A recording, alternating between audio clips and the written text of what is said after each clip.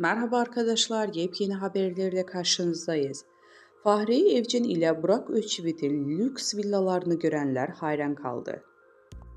Mutlu evlilikleri ile sanat dünyasının örnek çiftlerinden olan Fahriye Evcen ile Burak Özçivit son dönemde yaptıkları reklam anlaşmaları ile gündemden düşmüyor. Son olarak bir mobilya markası ile anlaşma sağlayan ünlü çift, 2 yıllık anlaşma için tam tamına 8 milyon TL kazanmış. Şimdilerde sosyal medya paylaşımlarıyla sık sık gündemde olan Fahriye Evcen, evinin salonunda paylaşım yaptı. Evcen'in paylaşımlarından lüks evi dikkat çekti. Gold ve krem rengi hakim olduğu evi görenler hayran kaldı.